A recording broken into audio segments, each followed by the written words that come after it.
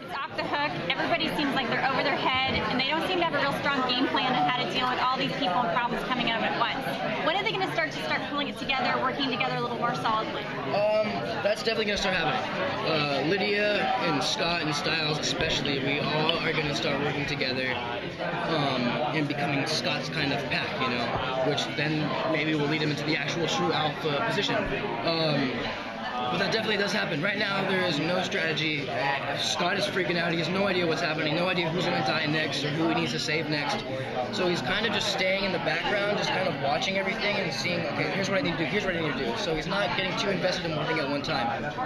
But they will start dealing with things better once they start realizing what's really going on and who they need to target, you know. So once they realize who they need to target and who they need to fight, kill, or blah blah blah, that's when they really pull it together and they're like, okay. And that's really the last 2 episodes. Scott's he's kind of growing up in a way this season. I mean, this is a big thing he has to take responsibility. Can you talk about that journey and also for you how that's kind of? Oh my God, man! Growing up with Scott from season 1 to now has made me grow up. You know, it's helped me grow up. It's helped me become better as an actor. Yeah, playing Scott is just the best thing I think has ever been for me to develop more as an actor. You know, but yeah, Scott's definitely growing up this season. In the beginning of the season, he's already this different person you saw than last season, and then he kind of crumbles a little bit that you saw. And he gets vulnerable, and I think that helps him grow up a little more too, because he recovers from it, you know, and then he gets taken down again, and so it's an ever constant roller coaster of being up and then being down and being up, and I think all of that he grows from it. So yeah. Are we going to see if Deucalion's actually the bad guy at this situation? You will see. Because they started hinting that maybe he wasn't the big bad that they were really fighting. There's an alpha pack and there's somebody committing sacrifices. You don't know if the alpha pack is doing it to kind of screw with everybody for some crazy reason, which is probably very plausible in the Teen Wolf world. But there could also be another creature or person that's doing these things to mess with us, you know. So Deucalion is definitely a bad guy in Scott's eyes, but he may have to work side by side with him eventually. Yeah. And will we find that out by the end of season 3A, or? You will. You will find that out. And then it just gets crazy. Even more crazy. Even more crazy, yeah. The teaser trailer from last night looked a little intense, and there's just a whole bunch of, I can't even describe how much stuff goes on. How is that to film? And so much fun. Is there anything from that teaser that you're particularly proud of that you? If you guys remember this, Dylan and I were on a rooftop and we were crying. That was so much fun to shoot. I absolutely loved it. It looked way better than I thought it was going to.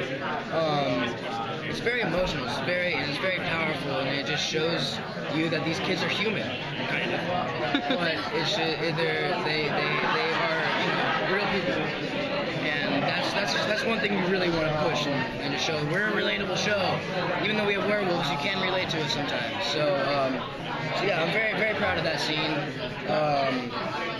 The whole, I mean, damn, that trailer was really good. Yeah. Will the stuff from the end of this season lead into next season? Oh yeah, no. So there's stuff left up in the air. So there's no resolution. Nothing's happy at the end of the season. So then that definitely trails on to the next season 3B. That life is not okay in Beacon Hills right now. It won't be for a while. I don't think it ever was. It never really was. But in the beginning of this season, Scott was okay. Scott was happy. Yeah. So that there was a moment. Is there a moment where you can imagine, in a sort of speculative way, and I didn't ask about this, where is Scott going to go? Is Scott ever going to leave Beacon Hill? Because I mean, you obviously have to graduate from high school, but what happens next? I think. Or what would you like to happen? By the time that happens, speaking from like Scott, I think by the time that happens, he will have developed this true alpha so much in his heart that he will feel the need to protect his town and protect the people he loves, and really take on the superhero role, whether he wants to or not. That's just the way he innately is. For me, I would love that to happen. I think that'd be awesome. But I have no idea. I have no idea what's gonna happen. We got a long way ahead of us, definitely. Hopefully.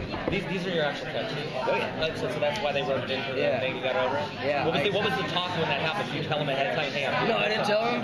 He got quite upset at me. And it was kind of annoying. Because I'm like, dude, it's my body, I can do whatever I want with it. And he was like, no, you can't, I own your body. I'm like, you don't own me. I'm a human being, you can't own me. And so there was that talk. And then after we had a fight, no, I'm just joking. No, but it came out awesome in the show. And it has a way deeper meaning than it's already been revealed. So it's not just Allison. It's a very deep meaning. It's crazy. It's good. Is that something we find out at the end of 3A, or is it in? Okay. Yep. Was it something that Jeff came up with, or you guys worked together? No. I don't collaborate with Jeff at all. I think he hates all of my ideas. So that's why you got the tattoo. That's why I got the tattoo. Yeah, I say, screw you, Jeff. This is what I'm doing in my life. You can do whatever you want. You don't like my ideas? Okay. But he did like this idea, I guess, because he wrote it into the show, and it was awesome. So, kicks ass. Well, thank you very much. Yeah.